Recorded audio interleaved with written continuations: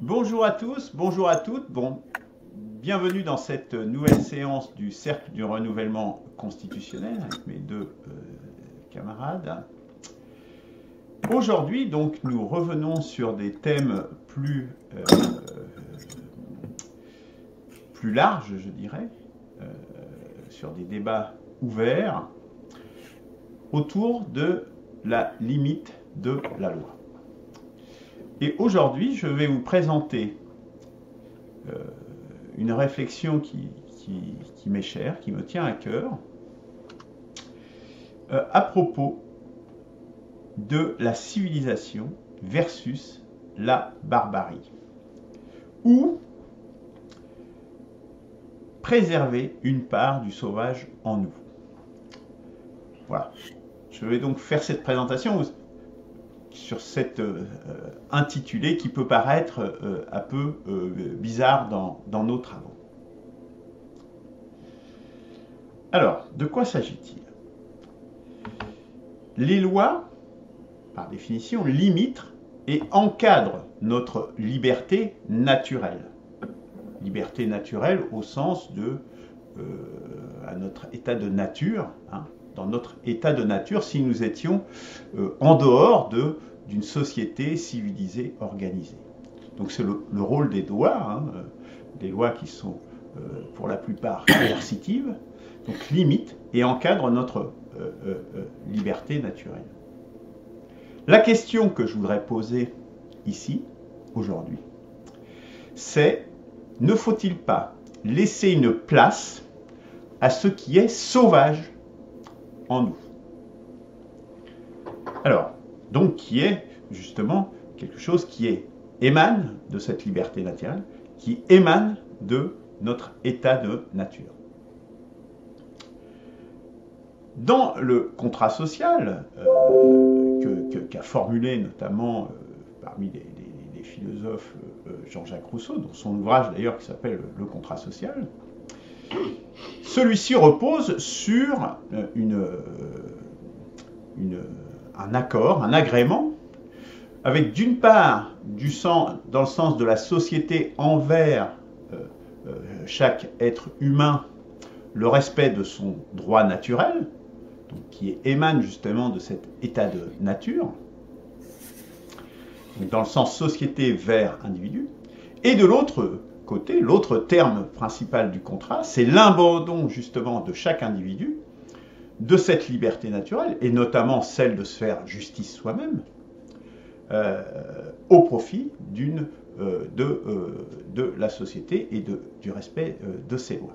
Donc voilà les deux termes, je dirais, macroscopiques du contrat social. Donc je vais citer notamment Jean-Jacques Rousseau à ce propos.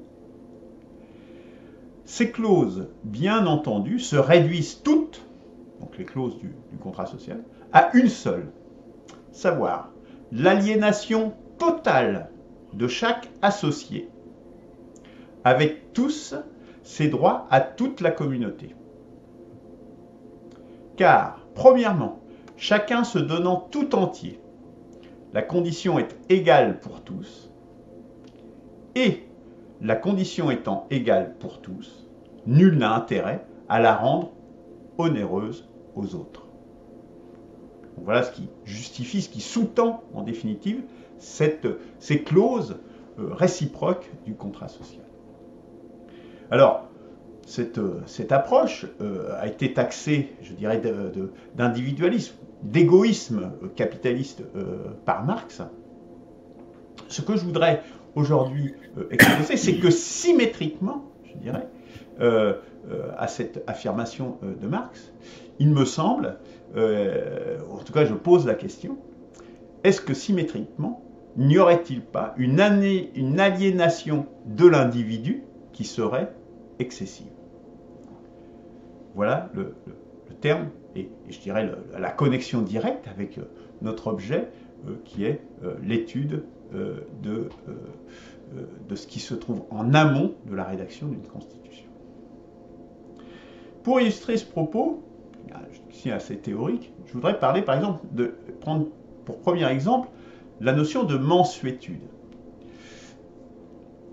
Larousse nous donne la définition suivante de ce terme: disposition d'esprit qui incline à une bonté indulgente. Donc, dans le domaine public, je dirais, légalement, rien ne le justifie, cette indulgence, cette mansuétude. Pourtant, initialement, je dis bien initialement, dans les procès, on va invoquer, et ça figurait dans les lois, la notion de circonstances aggravantes ou atténuantes. Quelles sont ces circonstances aggravantes ou atténuantes? Justement, c'est assez flou. D'ailleurs, ça renforce le fait de dire que rien ne justifie légalement la mansuétude, c'est que la notion de circonstances atténuantes a disparu depuis la réforme du Code pénal de 1992. Je vous renvoie ici à un lien qui en donne l'explication. Or, jusqu'ici, ça datait du début du 19e siècle, oui, où dans le Code civil et dans le Code pénal était incorporée cette notion de circonstances atténuantes qui viennent en définitive justement atténuer, apporter de la mansuétude dans l'application de la loi. J'évoquerai également, parallèlement à cela, ce qu'on appelle la mansuétude du gendarme, qui, face par exemple à une infraction qui serait commise dans des circonstances particulières, va faire preuve tout simplement de ce que j'appellerais d'humanité, en disant il ne va pas appliquer la loi, le règlement, forcément de façon stricte et immédiate. Peut-être que vous avez eu l'occasion d'expérimenter ça. Moi, ça m'est arrivé plus d'une fois dans ma vie, confronté à des gendarmes, où ils ont fait preuve de mansuétude dans l'application de la loi. Légalement, rien ne le justifie. La seule chose qui le justifie, justement, c'est cette humanité. C'est cet état de nature, cet état naturel qui fait que l'homme qui est en face de vous redevient un homme et par-delà le contrat social, vous traite en tant qu'homme également. Donc c'est cela que je tiens à pointer aujourd'hui. Puisque là, on voit bien qu'on est en dehors du légal et le constitutionnel fonde tout le légal. Donc on est vraiment dans le cœur de notre sujet. Autre exemple, deuxième exemple, c'est le cas, par exemple, c'est le cas de l'autodéfense. Hein. L'usage de la violence, normalement, on s'en remet justement à la société, à l'État, à toutes ces institutions, pour l'usage de la violence. Et devenir civil, être citoyen, revient à abandonner la violence personnelle, hors cas de légitime défense.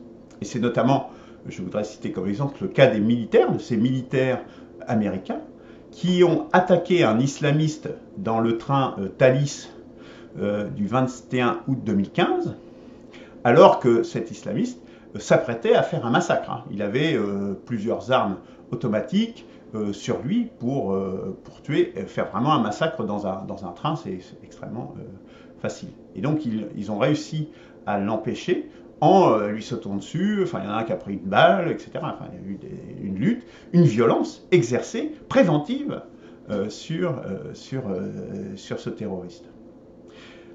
En conséquence, ils n'ont pas obéi à la consigne, à l'injonction. Car si les consignes du gouvernement français en cas d'attaque terroriste, c'est s'échapper, se cacher, alerter. Ce n'est en aucun cas d'essayer d'empêcher le terroriste de commettre son acte.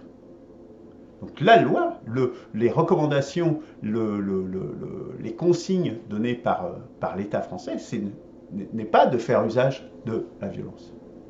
Donc il y a eu, là, bien évidemment, rupture du contrat social, puisqu'il y a eu violence individuelle, violence venant de gens qui étaient en civil, qui étaient des civils. Bon, il y a eu des militaires américains, il y avait aussi d'autres personnes. Mais ils ont fait preuve, là, directement d'humanité, de bon sens, tout simplement, de bon sens. Et ce bon sens sauve des vies. En l'occurrence, ça a sauvé peut-être, je ne sais pas, des dizaines de vies, en l'occurrence. Et qu'est-ce que ça manifeste, cette violation, cet outrepassement, je dirais, de la vie en société et du contrat social? Eh bien, moi, je le pose comme étant une expression, justement, de l'énergie vitale, c'est-à-dire de ce qu'il y a de sauvage en nous, peut-être même de barbare en nous, puisque tuer quelqu'un, lui mettre un coup de couteau, le frapper, c'est bien évidemment un signe de barbarie. Donc, et c'est cette résurgence de l'énergie vitale qui me semble importante, justement, d'inclure, en tout cas, dans les réflexions constitutionnelles. Alors, quelques définitions sommaires, puisque j'ai employé deux termes, celui de barbare, celui de sauvage.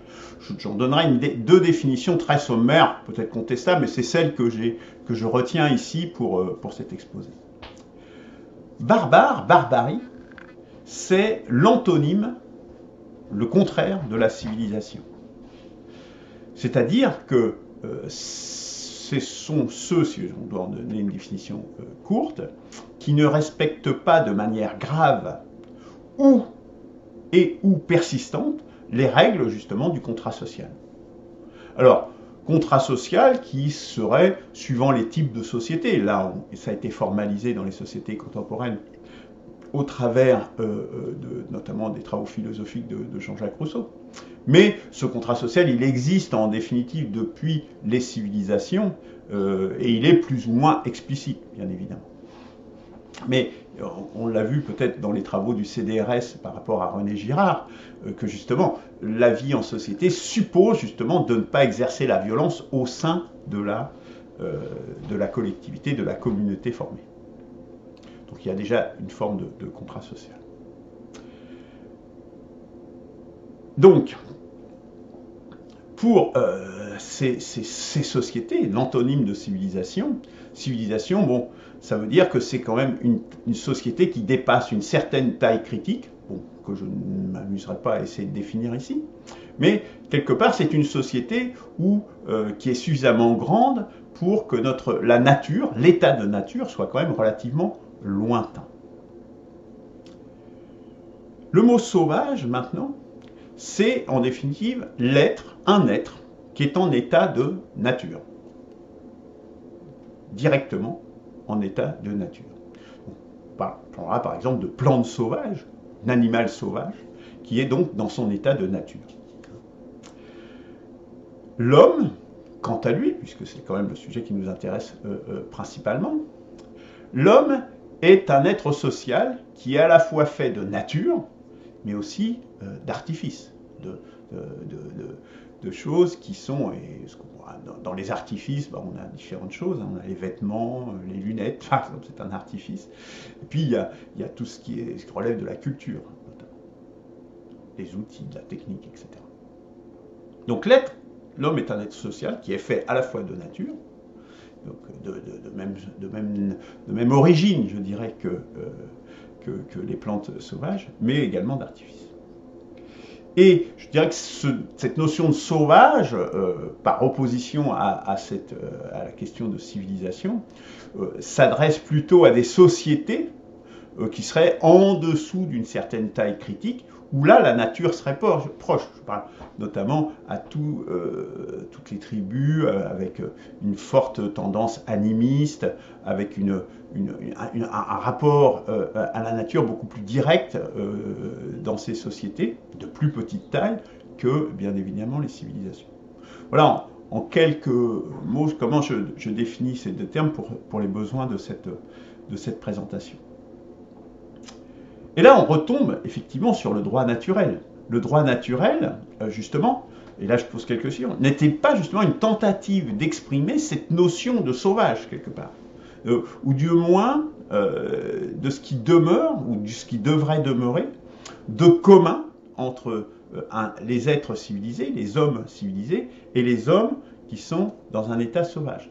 En quelque sorte, ce qui est intemporel, ce qui est éternel, justement, et ce qui est spécifique à notre espèce. Je crois que le droit naturel, c'est une tentative de ça, justement, pour que le terme du contrat posés, ces principes, hein, pour reprendre les mots que nous avons utilisés, sur lesquels nous avons un peu convergé à la fin de nos études à ce stade sur le droit naturel, sur ces principes de base sur lesquels nous fonder. Donc, en définitive, est-ce que ce n'est pas justement une tentative d'exprimer cela? Maintenant, je voudrais donc citer un certain nombre d'auteurs qui ont réfléchi et donné des indications, je dirais, sur cette notion de sauvage et de barbare. Je commencerai par Michel de Montaigne, qui, à l'occasion de la venue en Europe de cannibales, donc sans doute de peuplades qui avaient été ramenées en Europe à l'occasion des voyages faits par les grands navigateurs, il a dit « Il n'y a rien de barbare et de sauvage en cette nation. » Donc la nation des personnes qui étaient ramenées. « Il n'y a rien de barbare et de sauvage en cette nation, à ce qu'on m'en a rapporté. Sinon que chacun appelle barbarie ce qui n'est pas de son usage. » C'est la définition des Grecs. Ceux qui ne parlaient pas grec, ils étaient nommés barbares. Alors, ce n'est pas la même définition que je donne ici, hein, très clairement. Ce n'est pas du tout la même. Comme de vrai, il semble que nous n'avons autre mire de la vérité et de la raison que l'exemple et idée des opinions et usances du pays où nous sommes. Donc on juge fatalement, on estime en fonction de ce que l'on connaît et des us et coutumes de nos contrées. Donc déjà pour donner un cadre, je dirais, et pour bien distinguer les définitions usuelles et la définition que j'ai pu donner précédemment. Autre citation qui me semble là particulièrement importante et à l'appui de la thèse que je vous propose aujourd'hui, vous pourrez réagir, mes chers amis, après cet exposé, c'est une citation du philosophe américain Henri Thoreau, qui veut dire, je ne vais pas dire un de mes maîtres à penser, mais qui est une de mes références, je dirais, tout à fait première. Et j'insiste vraiment sur cette citation parce que je trouve qu'elle est fondamentale. C'est dans l'aspect sauvage que repose la préservation du monde. Si on pousse cette citation jusqu'au bout, ça veut dire que c'est tout à fait essentiel. Si nous voulons préserver, faire que le monde dure, que l'être dure, c'est cet aspect sauvage, cette énergie vitale, cette pulsion qui doit être absolument préservée, y compris donc au travers de nos constitutions et de nos institutions. Ça me semble, si on juge juste cette citation, c'est tout à fait fondamental et important. Autre citation d'une écrivain contemporain, Blandine Riquel, qui après dit deux choses autres, mais je pense que là, en l'occurrence, ce qu'elle dit là... Excuse-moi, on n'a pas bien compris. Blandine comment? Blandine Riquel. Ah oui, parce que vous ne voyez pas ma présentation, je suis désolé. Ah oui, vous ne la voyez pas, vous. Oui. Blandine, comment tu dis encore? Rinkel, R-I-N-K-E-L. Ah oui, c'est bête, oui, effectivement, parce que je suis en train de faire la capture d'écran et donc du coup, vous ne voyez pas le... Bon, d'accord. Donc désolé, effectivement, pour mes amis qui ne voient pas en fait la présentation que les spectateurs sont en train de voir à l'écran. Et donc, Blandine Rinkel dit « Il y a une part de vitalité dans la violence dont personne ne parle. » C'est vrai que c'est une autre façon d'exprimer cela, mais qui parle de la violence, qui parle de la vitalité, et du fait justement que c'est quelque chose qui est parfaitement passé sous silence, généralement dans nos sociétés dites civilisées. Enfin, je voudrais terminer ces citations par celle de Theodore Kaczynski, qui est un serial killer américain, Enfin, pas tout à fait serial killer, enfin, il a fait un massacre, je crois. Donc, je vous renvoie au lien qui est là, hein, sur les amis de Bartleby, et qui s'est suicidé il y a peu de temps. Que dit-il? Les psychologues utilisent le terme de socialisation, entre guillemets, pour désigner le processus d'apprentissage par lequel on fait passer les enfants afin qu'ils pensent et qu'ils agissent comme l'exige la société. Une personne est dite bien socialisée lorsqu'elle adhère au code moral de cette société et s'y intègre efficacement. Il peut apparaître insensé de parler de sursocialisation dans le cas de nombreux progressistes de gauche, puisqu'ils sont perçus comme des rebelles. Cela est pourtant justifié. De nombreux progressistes ne sont pas aussi révoltés qu'ils le paraissent. Puis il poursuit un peu plus loin, mais je vous invite à lire le texte dans son intégralité. Le code moral de notre société, donc la société d'aujourd'hui, le code moral de notre société est tellement exigeant que personne ne peut penser, ressentir ou agir de manière entièrement morale. On fait écho notamment peut-être au wokisme et à ce genre de choses avec un genre de police de la pensée. Et donc là, on est très clairement dans la sursocialisation, dans l'excès justement, et dans la répression justement de ce qui est de sauvage et de naturel en nous. Je terminerai, je conclurai par mes conclusions personnelles. Donc, je laisserai donc réagir à ça et puis je vous enverrai le document. C'est dommage, effectivement, je n'ai pas pensé que vous ne le verriez pas. Excusez-moi. Donc, mes conclusions. La première, c'est, je crois, que la société doit laisser une part au sauvage, à son expression. Ça me semble essentiel. Le sauvage, en définitive, je le vois comme de l'énergie vitale à l'état pur. Et l'énergie vitale, qui est une expression elle-même de la négantropie, dont laquelle nous aurons l'occasion de débattre prochainement, dans un prochain débat avec Christian, l'énergie vitale, donc la négantropie, est le moteur du monde. C'est d'autant plus important de le laisser s'exprimer. Mais aussi, exprimer le sauvage, c'est aussi célébrer la joie de vivre et de vivre ensemble la même chose au même moment. Il y a aussi ça, il y a aussi cette, comment dire, ce qu'on appelle le mot m'échappe, il y a la félicité qu'on pourrait dire, mais c'est l'allégresse. Ce mot d'allégresse, c'est une émotion qui monte du plus profond de nous-mêmes. Donc j'ai donné des exemples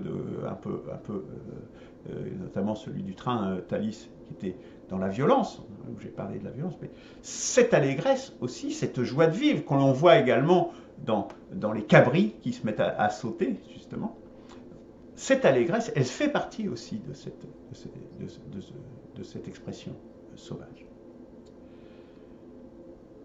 Donc une joie de vivre donc, qui n'est pas seulement matérielle, mais qui nous transcende complètement, qui passe en définitive, puisqu'elle vient de ce qui est, je dirais, inné en définitive. Alors mes conclusions, je dirais plus directement par rapport à nos travaux constitutionnels, le conseil, je dirais, aux constituants, c'est que moi j'ai une règle un peu systémique simple, la règle des 80-20, qui en termes d'ingénierie se retrouve vérifiée fréquemment, où la courbe en S, assez connue. Et j'aurais tendance à dire que dans une civilisation équilibrée, il faudrait peut-être tendre vers 80% d'ordre et 20% de chaos. chaos étant le domaine de la souplesse, pour utiliser un autre mot moins connoté peut-être. Donc, qu'il faudrait laisser une place au flou, à l'interprétation, justement pour que la barbarie et la sauvagerie puissent malgré tout s'exprimer. Justement, c'est ce qui donne de la souplesse et de la réactivité vitale à un système. J'ai donc deux suggestions, et j'en terminerai là-dessus. Première suggestion, placer la tolérance en surplomb du droit, comme transcendant le droit au sens de droit positif, en l'occurrence. Et, deuxième suggestion, pour justement rajouter de l'humain et de la contextualisation, de la mansuétude, systématisation des tribunaux populaires. Pour pas que le droit, justement, soit appliqué, comme on dit, raide comme la justice, et bien pour que, justement, les tribunaux populaires puissent incorporer de la justesse, de la souplesse, dans un sens comme dans l'autre. Voilà, messieurs, j'en ai terminé de cet exposé. J'imagine que cela suscite en vous un certain nombre de réactions. Et donc, je vous laisse la parole. Qui veut commencer ? Moi, j'ai pas de souci à commencer.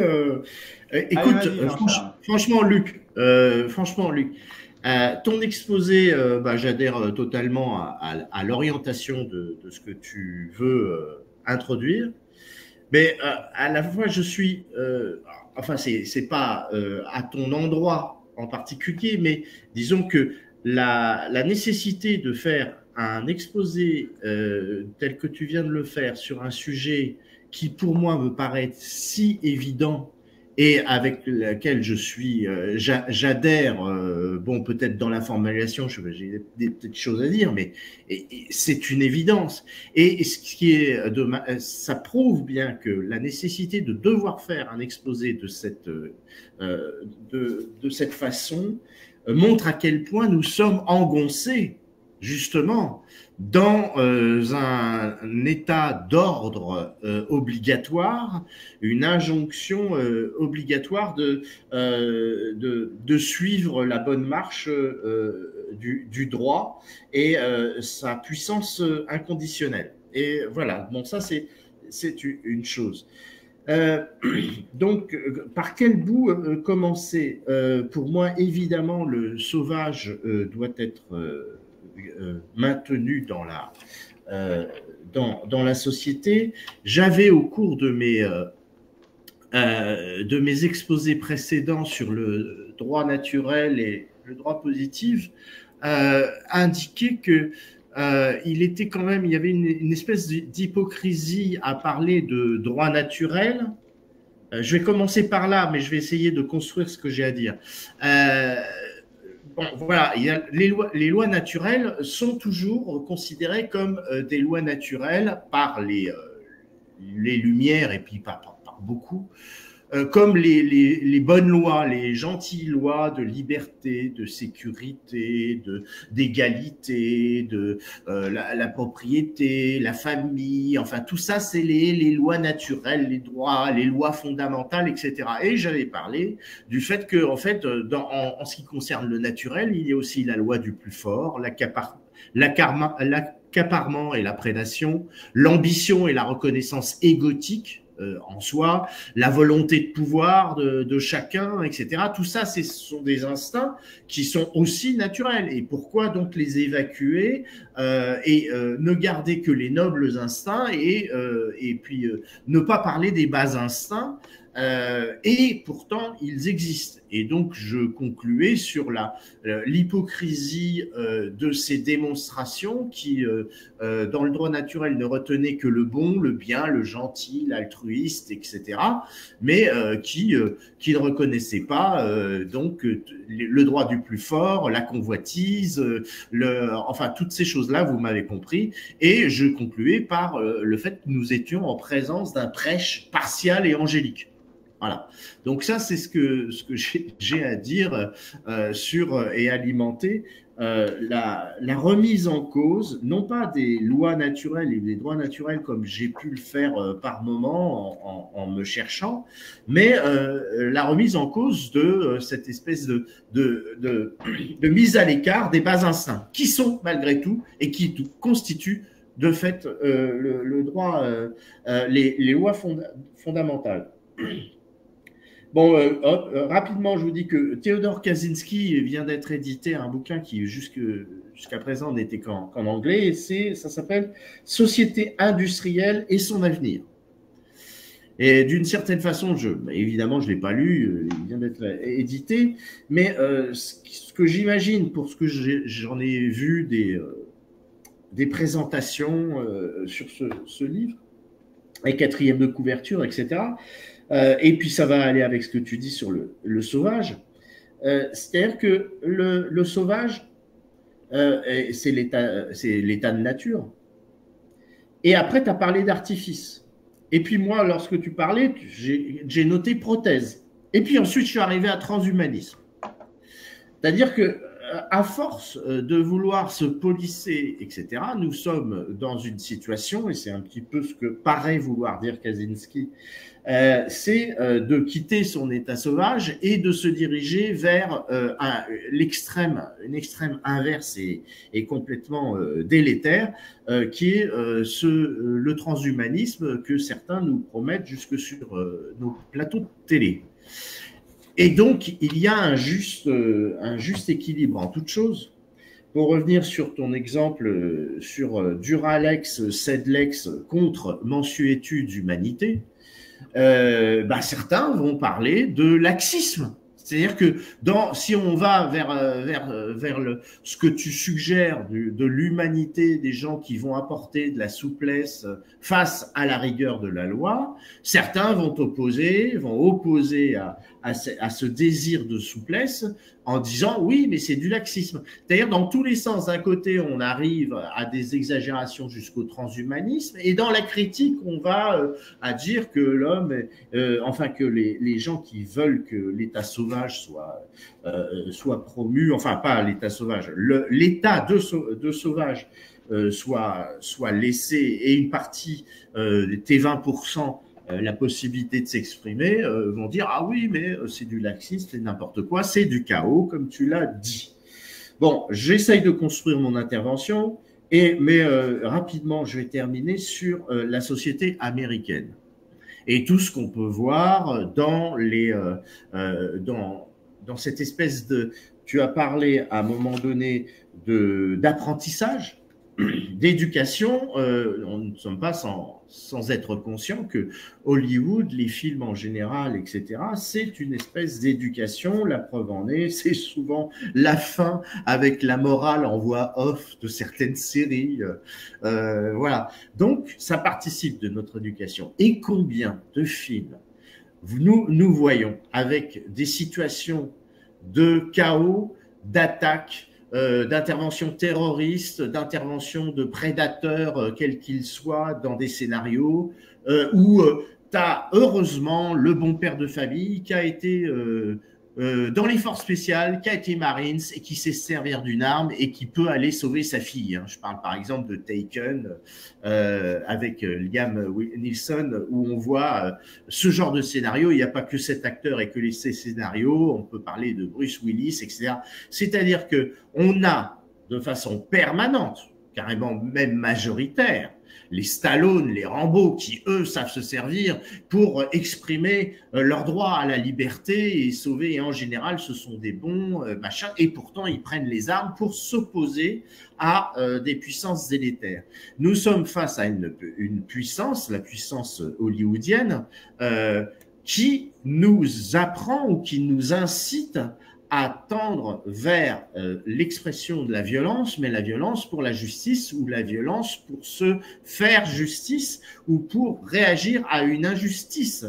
Et donc la société américaine, mais maintenant avec l'acculturation américaine est en train de se répandre, et puis il y a le mauvais pendant de ce genre de choses, ce sont les scénarios qui sont basés sur le besoin de vengeance. et la vengeance qui est pas bien, etc. Mais il y a toujours donc cette histoire entre l'accès à la violence pour se faire justice et la morale. C'est-à-dire qu'on a toujours un moment dans ce genre de scénario, qui est notre mythologie actuelle, on a toujours la morale, un personnage ou le personnage lui-même qui va être sensible à un acte qu'il ne fera pas à la fin, etc.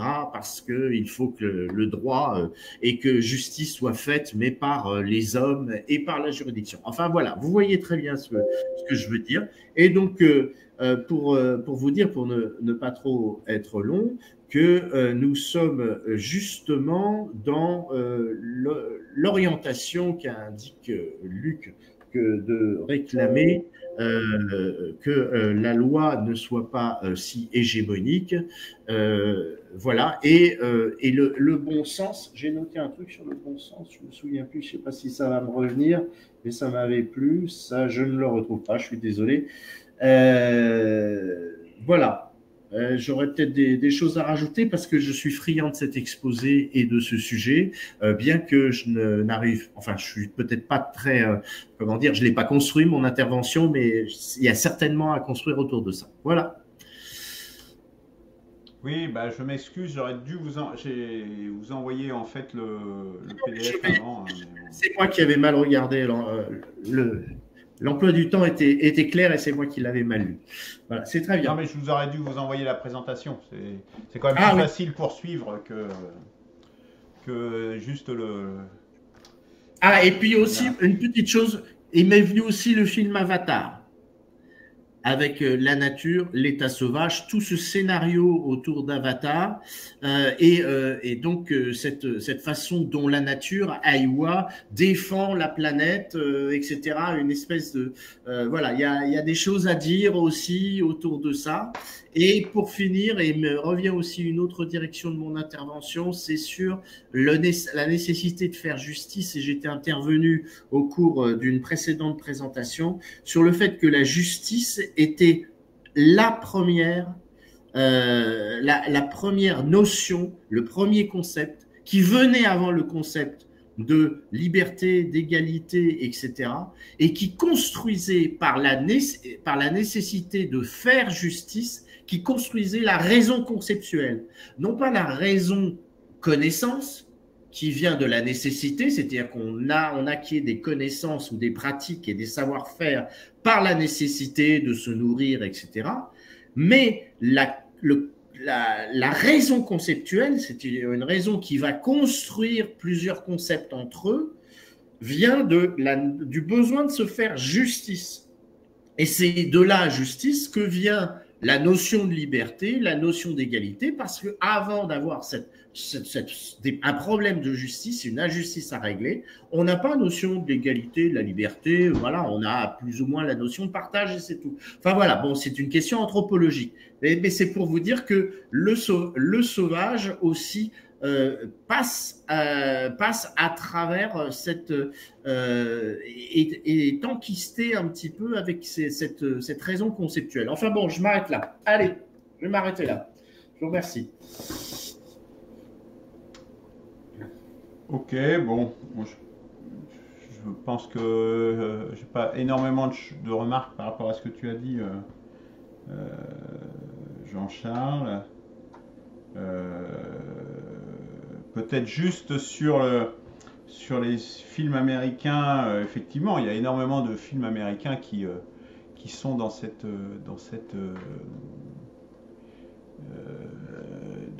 valorisation en fait de personnes qui transgressent les règles et les lois et qui au final, au nom de l'énergie vitale et qui en définitive sont salutaires. Peut-être un prolongement de ça, bien, je pense que c'est pas anodin, effectivement, que ce soit des militaires américains qui aient empêché l'islamiste de faire un massacre dans le train. Je pense pas que ça soit anodin, même s'il n'y a pas que eux, mais enfin, ce sont eux qui ont quand même fait les premiers gestes, les premières actions contre lui. Et on peut imaginer également que même si là c'est un peu des conjectures, qu'au Bataclan, il y a quand même des centaines de personnes. Et ils étaient combien de terroristes? 5, 6 peut-être? À 5, 6 contre 100, normalement, même s'ils ont des armes, tu arrives à les dégommer. Donc il y a aussi l'aspect moutonnier qui est véhiculé en Europe, en tout cas, et sans doute moins aux États-Unis, c'est clair, hein, avec tous les courants, en plus, je dirais très pro-armes, etc., etc., qui tire cela peut-être de cette volonté, de cette énergie vitale. Et en Europe, on se laisse tuer, quoi. Et ça, je crois que c'est... Il y a vraiment une différence culturelle qui est tout à fait notable. Voilà. Ce petit point. Christian, à toi la parole. Ah oui, tu vas avoir des choses à dire, hein, mon pauvre. Hein. Il y en a tellement qu'il ne sait plus où donner de la tête. Oui, bon, c'est-à-dire, c'est un peu flou quand même de ça. Hein. Flou. C'est un peu le chaos d'ailleurs. Hein.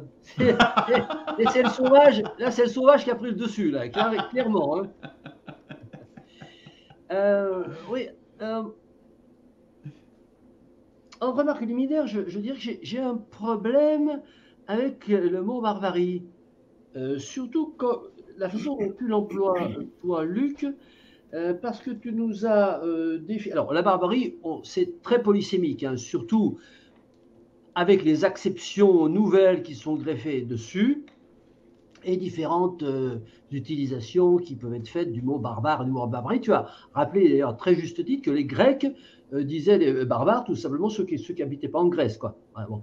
Et d'ailleurs, oui, qui n'habitaient pas en Grèce. Et les invasions barbares, c'est les invasions tout simplement de gens qui étaient en dehors de l'Empire franc, de l'Empire romain, voilà. Bon. Donc, mais lorsque tu emploies, définis d'ailleurs très justement sur cette définition, je suis d'accord, la barbarie, ce qui vient du naturel, c'est l'antonyme de civilisation. Bon, ça vient un petit peu en collision avec cette notion de barbarie qu'on met souvent, que tu d'ailleurs mets souvent dans la description de notre société actuelle, que la barbarie a pris le dessus déjà. Bon, ou alors j'ai pas bien compris. Bref, c'était une réflexion simplement préliminaire. Alors, je peux réagir par rapport à ça parce que justement, moi, j'emploie toujours le mot barbarie dans l'acception dont j'ai donné la définition dans cette. Oui, alors à ce moment-là. Systématiquement, j'utilise barbarie dans ce sens-là. À ce moment-là, on n'est pas du tout dans la barbarie parce qu'on est dans l'hyper-réglementarisme. On est dans la loi omnipotente, on est dans les 140 000 règles coercitives. Mais c'est une barbarie. Justement. Oui, non. Ça vient du sophisme. Hein. Ah non. L'excès de. Ah bon, alors, je vais m'exprimer. L'excès de réglementarisme qui ignore complètement, hein, qui met de côté le naturel en nous, le sauvage, l'énergie vitale, comme on a dit, et qui nous soumet à une chape de milliers de lois, c'est le contraire de la barbarie. Voilà. Bon, alors, oui. Alors, c'est du sophisme de dire que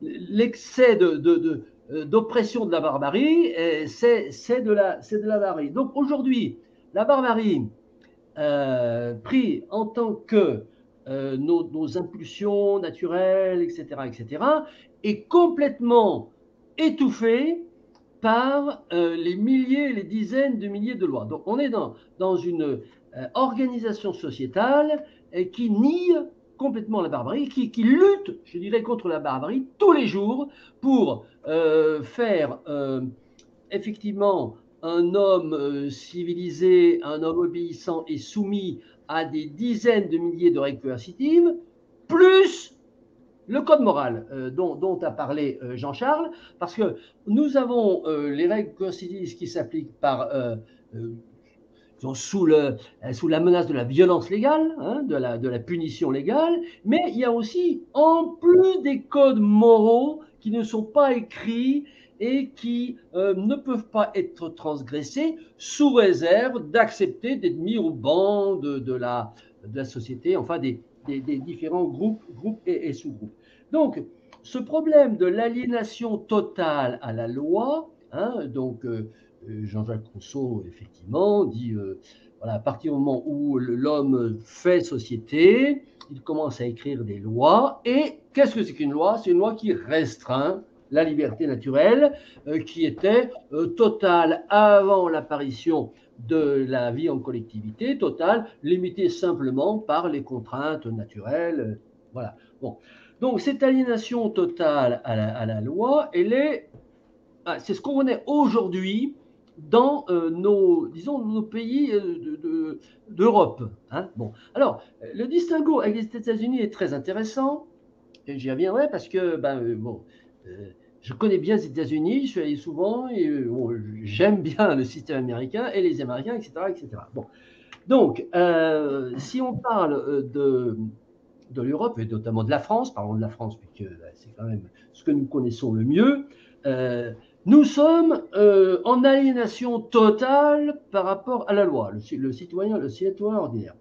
Alors, ce que tu appelles mansuétude, et que tu définis très bien, indulgence bienveillante, tu as parlé de la disparition, concept de circonstances atténuantes dans la loi depuis 92.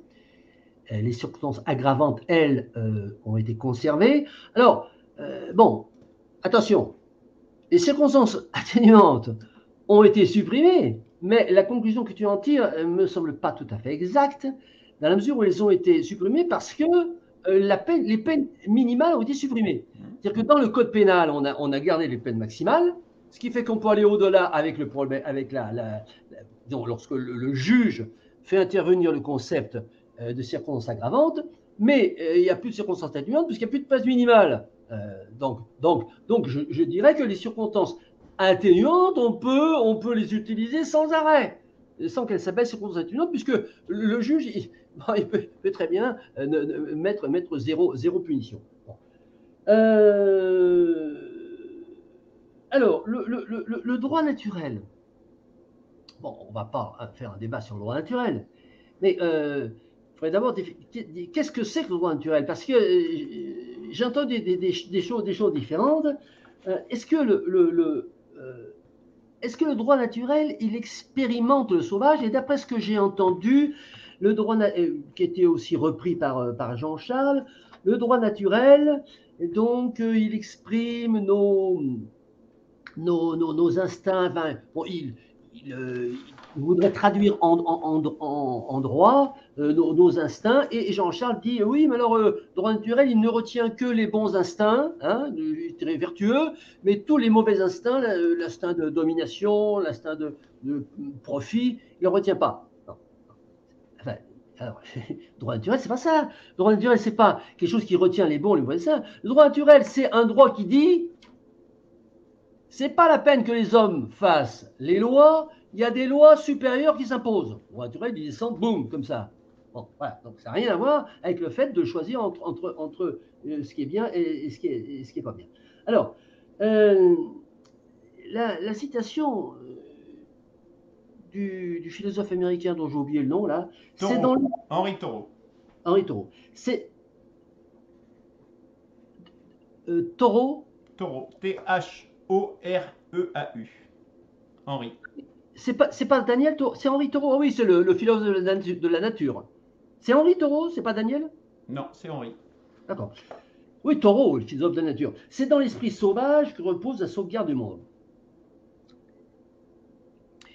Oui, c'est bien du Thoreau. C'est pas de la vache. Oui, c'est pas de la vache. On te voit pas bien, Christian. Peux-tu te mettre plus en face? Oui, voilà. C'est pas de la vache d'élevage. C'est de la vache domestique. naturelle. Voilà, c'est du taureau sauvage. Oui, c'est pas de la vache de stabulation permanente. Bon, alors moi, je ne sais pas hein, si dans l'esprit sauvage que repose le sauvegarde du monde, alors là, dans quoi ça repose non. Alors, ta conclusion, c'est que la société doit laisser une part du sauvage, parce que le sauvage, c'est l'énergie vitale. Oui, le sauvage, c'est l'énergie vitale. Alors, on va énumérer un certain nombre d'exemples. En fait, ça peut se traduire de façon très très claire en termes de droit, le moins de lois possible. Parce que soit, bon, il faudrait bon, parler vrai, hein, et ne pas être hypocrite. Voilà. Bon, soit on a beaucoup de lois, mais des lois qui ne veulent rien dire, comme c'est le cas actuellement. Et à ce moment-là, il faut des tribunaux hein, pour, dire, ce que veut dire la loi. Bon, et c'est un peu ce que tu proposes, hein, c'est-à-dire systématisation des tribunaux populaires. Alors, des tribunaux partout, ça veut dire que la loi est mal écrite. Bon, bah, c'est une équation extrêmement simple. Si la loi est bien écrite, il n'y a pas besoin de tribunal. Un robot peut faire l'affaire. Si la loi est mal écrite ou s'il n'y a pas de loi, oui, alors à ce moment-là, on juge au cas par cas. Tout. Et puis, en surplomb, la tolérance en surplus de droit. Alors là, on est dans le droit naturel. Là, voilà le droit naturel. On a un surplomb qui est la tolérance, l'empathie, la mensualité, tout ce que tu veux. Ce surplomb, qui le décide? Qu'est-ce qu'on met dedans? Bon, bah, c'est le problème du droit naturel. Bon. Donc, ça, pour moi, c'est un système que je connais bien, que je respecte, mais auquel je n'adhère, mais pas du tout. Pas du tout. Moi, j'adhère plutôt à un système où on a peu de lois, mais des lois extrêmement précises, hein, et qui ne laissent pas cours à moult interprétations. On a entendu le mot interprétation de loi. La loi, elle n'a pas à être interprétée. Soit elle est bien écrite et il n'y a pas d'interprétation possible, hein, soit elle est mal écrite et il y a des milliers d'interprétations possibles. D'où la nécessité des tribunaux. Donc, 80% d'ordre et 20% de souplesse, moi, il me semble que dans ce que tu décris, il y a 50% d'ordre et 50% de souplesse, voire 20% d'ordre et 80% de souplesse. Hein, bon, je ne sais pas si c'est très, disons, honnête avec toi-même. 80% d'ordre et 20% de souplesse, ça veut dire qu'il y a 20% de la loi qui est mal écrite. Alors il faut.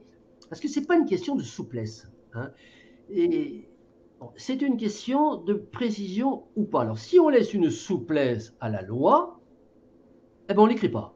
On ne l'écrit pas et on fait régler les litiges par des tribunaux. Pourquoi pas?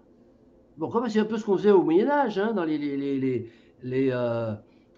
villages moyenâgeux. Voilà, bon, un gars qui venait, on prenait un peu l'avis de tout le monde et puis on décidait, on pendait ou on pendait pas. Enfin, voilà.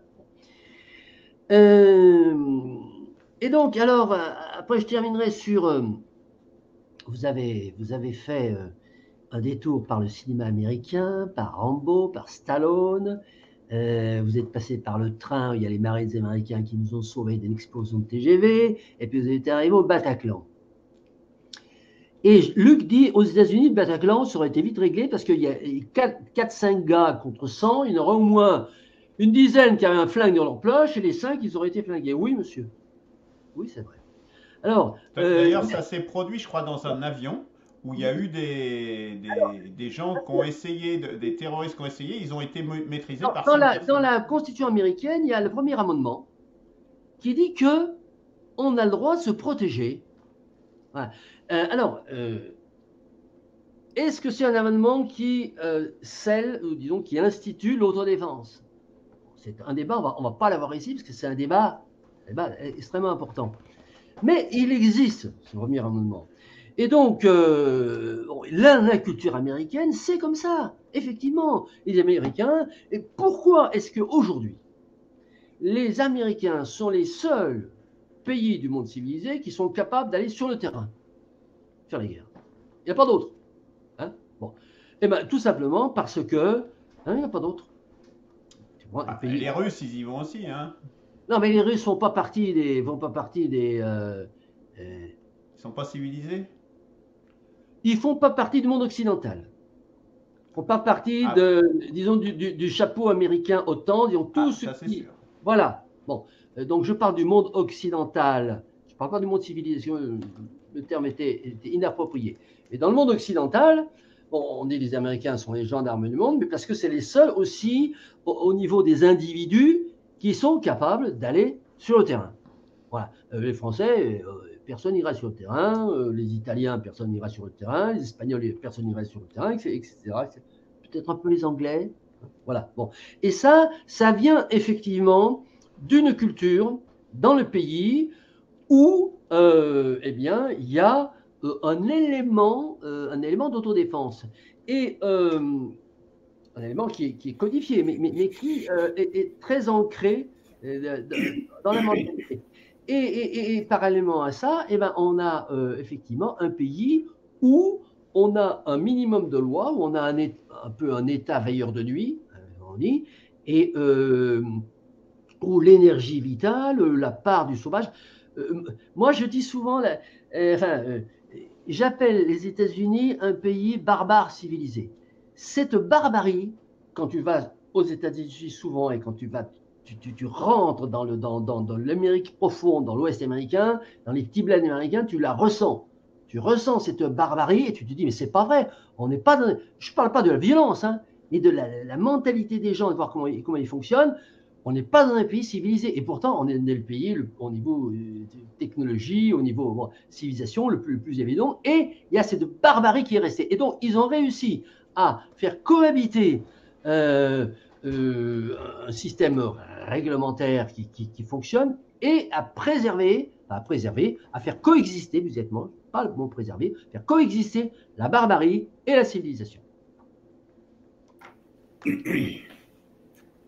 J'ai juste une petite chose à dire sur les Américains qui seraient les seuls voilà, à pouvoir intervenir à l'extérieur.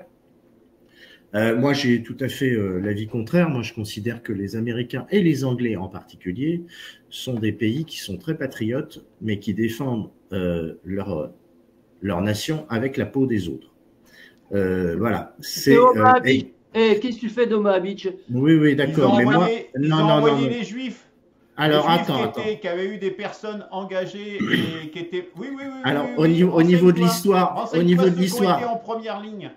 Au niveau de l'histoire, Omaha Beach, effectivement, ils sont intervenus, mais en réagissant à des intérêts géostratégiques tout à fait bien écrits, avec des intentions impérialistes absolument, on se souvient de l'Amgot, etc., sur la France, etc. Et je dis qu'il y a une énorme injustice par rapport au fait que ce sont les Russes qui ont libéré l'Europe du nazisme et les Américains sont juste venus mettre la cerise sur le gâteau. Voilà. Pour moi, c'est comme ça qu'il faut quand même regarder les choses. Et les Anglais, alors là, ma petite phrase sur la peau des autres, c'est absolument incontestable. Même au niveau de l'histoire, on voit aussi les Américains qui ont abandonné leurs amis vietnamiens, leurs amis kurdes, leurs amis, enfin, soi-disant, ils ont des gens qui, et on voit avec les Ukrainiens, ils instrumentalisent la peau des Ukrainiens en ce moment. Et ils ne font que ça. Au niveau d'intervention, les interventions sont toujours motivées par des intérêts économiques, géostratégiques. Voilà. D'ailleurs, on va pas, mais c'est vrai, mais je veux pas, c'est pas le sujet. Mais quand même, je voulais quand même replacer les choses. Mais ce que tu as dit sur on parle des individus. Oui, mais je suis d'accord avec les individus, mais lorsque tu interviens en parlant de l'armée américaine, là, je voulais. On est d'accord. On est d'accord. Ensuite, sur le droit naturel qui veut remplacer les lois, etc. Ce que tu as dit je persiste sur le fait que, encore une fois, le droit naturel, enfin les invocations des lois fondamentales sur la base du droit naturel, etc., sont des prêches hypocrites parce qu'encore une fois, je suis désolé, on ne veut toujours pas parler des dans la même racine, dans la même extraction des bas instincts. Et je suis désolé, mais ce point de vue n'est pas... Pour moi, c'est difficile de le remettre en cause. On ne parle pas de la volonté naturelle de l'homme à être un prédateur, de l'homme à posséder autre chose, de l'homme à avoir une position... c'est la nature humaine qui est comme ça, une position égotique, etc. On a ces bas instincts. Et ils ne sont pas repris. Et ça, c'est très problématique dans tous les écrits des gens qui ont écrit le contrat social, et en particulier Rousseau, et ça pose problème au niveau de l'établissement et de l'extension de ces écrits dans la vérité. Ce n'est pas vrai. Ils sont basés sur quelque chose de faux parce qu'ils sont partiels, moralement orientés, et ce n'est pas suffisant. Et franchement, c'est quelque chose, je peux pas le voir autrement. Cela dit, il faut considérer le droit naturel, les lois fondamentales pour ce qu'elles sont et les prendre pour ce qu'elles sont et pour ce qu'elles peuvent apporter. Mais en laissant de côté, en ne prenant que les bonnes valeurs morales et justement en corrélation avec la chrétienté et toutes les religions qui s'en abreuvent, c'est très bien, mais c'est encore une hypocrisie, un prêche, et justement, c'est de là qu'on voit l'insuffisance de l'application des lois, des droits, et il y a une espèce de hiatus, justement, que ça peut venir de là, dans l'insuffisance de la transposition des droits naturels dans l'esprit des gens, dans la morale, et la loi et le droit positif a été malgré tout généré à partir de cette morale sous-jacente qui est à l'intérieur et qui émane des droits naturels, et cette espèce d'impasse qu'on fait sur les bas instincts met un verre dans le fruit du droit positif. Voilà. Voilà, je m'arrête là. C'est une redite, mais on a compris, et du coup, je pense qu'effectivement, sur cette question du droit naturel, dont on a déjà débattu dans plusieurs émissions, notamment pour la définition dont parlait tout à l'heure Christian, ça a été fait, hein, on l'a déjà fait dans de précédentes émissions. Peut-être faudra-t-il qu'on revienne sur et qu'on prennent en compte la remarque de Jean-Charles sur les bas instincts et bas naturels, les droits naturels, avec leur partialité et leur partialité. Donc ça sera peut-être quelque chose qu'il faudra qu'on inscrive à notre programme. Avant de terminer, je voudrais quand même répondre à Christian sur la définition de barbarie. Moi, j'emploie toujours la définition que j'ai donnée aujourd'hui, hein, c'est toujours dans ce sens-là qui sont utilisés. Christian nous dit plein de lois, ça veut dire moins de barbarie. Mais non, puisque on voit bien que dans le contrat social, il y a quelque chose qui part de la société vers l'individu et de l'autre de l'individu vers la société. L'individu vers la société, c'est le droit naturel, mais donc qui d'un coup est très faible, puisque justement la Déclaration des droits de l'homme et du citoyen, et c'est juste 3 lignes qui sont extrêmement imprécises. Donc c'est un pointillé quasiment. Or de l'autre côté, tu as une flèche grosse comme ça, avec des milliers et des milliers de lois qui te... Et donc du coup, oui, c'est une barbarie, parce qu'il y a des équilibres avec plein de lois dans le contrat social. Et c'est ça qui en fait que c'est une barbarie, puisque ta liberté, elle t'est complètement ôtée, en réalité, elle t'est niée, puisqu'elle fait partie de ton droit naturel. On le voit même sur la démocratie, on pourrait prendre l'autre exemple de la démocratie, qui est par des lois, par des règlements, par des contraintes énormes, qui font que la démocratie ne peut même pas vivre, même la démocratie représentative. Pour prendre un deuxième exemple par rapport à la liberté. Donc effectivement, non, c'est bien ce sens-là. Et puis alors, tu me taxes finalement en disant que peu de lois, mais je pense effectivement qu'il faudra aller vers peu de lois, hein, peut-être peu de lois. Je pense qu'effectivement, et peut-être effectivement des tribunaux populaires. Alors, est-ce que du coup, on arrive à 80% de souplesse et 20% d'ordre? Bah, je dirais, je ne sais pas. Effectivement, peut-être que on aboutirait à ça, mais peut-être que ça ne serait pas plus mal, dans le fond, j'en sais rien. Dans le fond, est-ce que c'est pas ça? Et je pense que c'est quelque chose qu'il faut que les constituants aient en tête. c'est qu'on parle souvent de la démocratie en disant il faut que le peuple fasse les lois, etc., etc. C'est très à la mode Chouard, tous ces gens-là, ils disent ça, hein, en gros. Moi, je me demande, et je l'ai posé dans une émission il y a 2 ans maintenant, hein, le pouvoir du peuple, ça s'appelait à peu près à cette époque de l'année, il y a 2 ans. Le pouvoir du peuple, justement, au travers de ces tribunaux populaires, où il y aura une participation directe des citoyens. Et là, je pense qu'il y a vraiment une capacité, parce que là, on passe l'échelle, parce que le problème de la gouvernance, c'est justement qu'on a un problème de facteurs et d'échelle entre une population immense et une direction qui prend forcément 1 ou 2 décisions assez rapidement, sinon c'est plus un gouvernement. Et là, on a une capacité justement de faire de la démocratie au travers justement, notamment, peut-être pas seulement, mais notamment au travers de ces tribunaux populaires et de faire participer très largement la population à la vie de la cité. Est-ce que je peux juste rajouter une petite considération? Et puis on en reste là parce qu'on est déjà à 1h05. Il y a une injonction permanente des politiciens à dire nous devons être responsables. Nous sommes en responsabilité, vous devez être responsable, etc.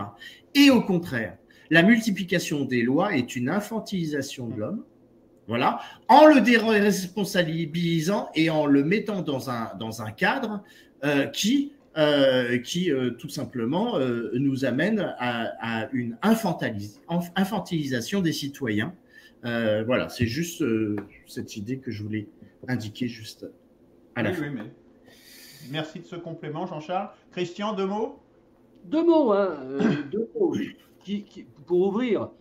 Bon, je reste sur donc le conflit d'interprétation, hein, par rapport au terme barbarie. Je reste là-dessus. Pour moi, il n'est pas soldé. Je te le dis amicalement. Ensuite, 2e mot très rapide.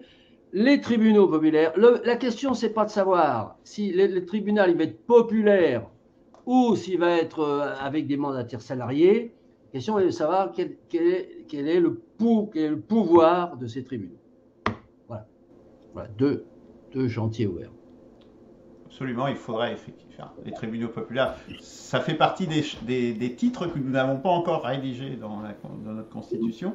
Et effectivement, effectivement, les mécanismes d'escalade, etc., et tout ça sont tout à fait importants à prendre en compte dans ces cas-là et d'encadrement. Merci beaucoup, messieurs.